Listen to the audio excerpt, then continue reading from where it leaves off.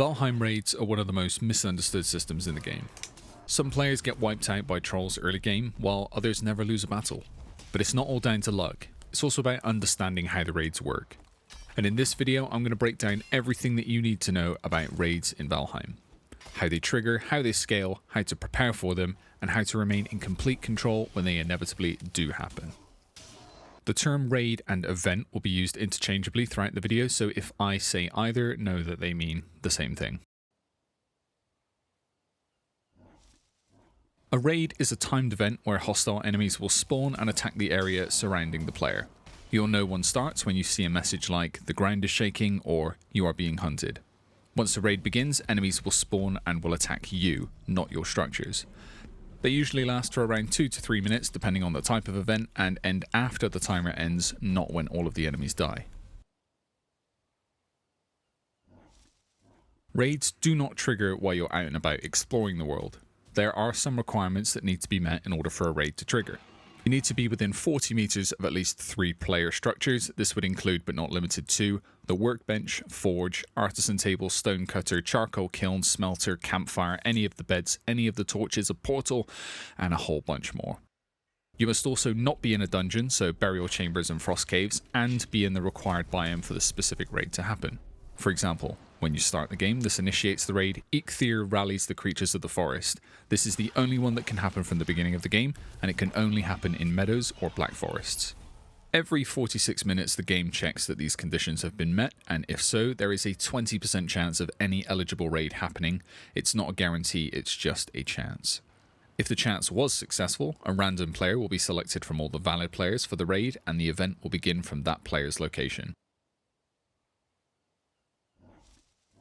There are different types of raids that are triggered depending on which enemies have been defeated in the game. Raids can also be based on the player or the world, and this is changed in the world modifier menu.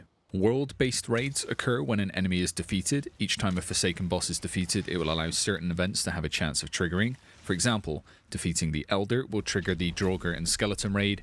Some types of raids will be disabled when you beat the next Forsaken boss, so for example, once you've beaten Bone Mass, the Draugr and Skeleton event will no longer occur. Other events like trolls that occur after you've defeated the Elder and a troll will continue to be a possibility as nothing disables them. The death of an enemy is also not tracked, so whether it's a player or a Lox that takes out a troll, it doesn't matter. That will enable them to occur. The same goes for Surtlings that run into water. Player-based raids work a little bit differently. They are triggered by obtaining certain items in the game and sometimes a Forsaken power. So for example, the Draugr and Skeleton raid is enabled by obtaining the Elder's Forsaken power as well as the Elder trophy or a Swamp key.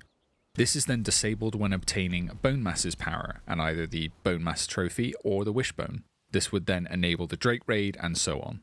Again, just like the player-based raids, some can't be disabled, so once you obtain the Elder trophy or a Swamp key, you've got chance at trolls forever in that world. When a raid is active, the enemies will spawn all around the player, out of direct line of sight and on valid ground, and not inside of structures.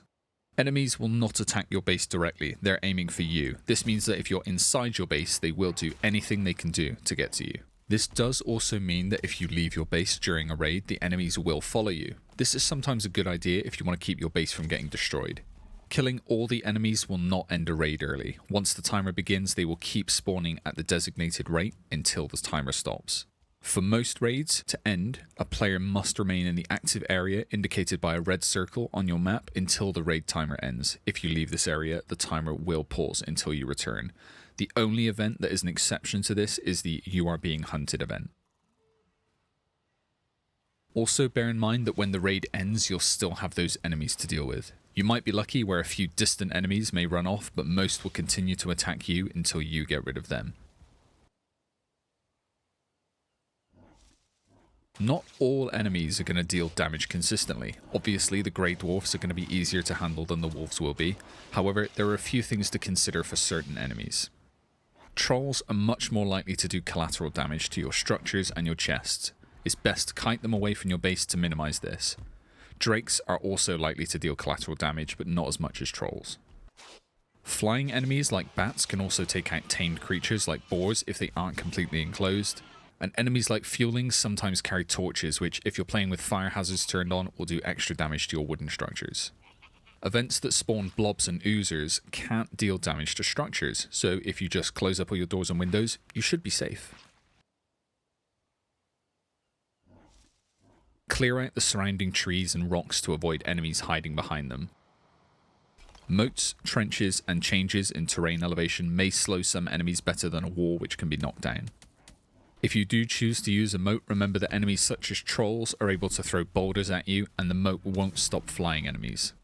Towers and tall structures let you see where the enemies are coming from. If you use a bow, you can both rain down arrows on your enemies and also tell your teammates where they're coming from to warn them.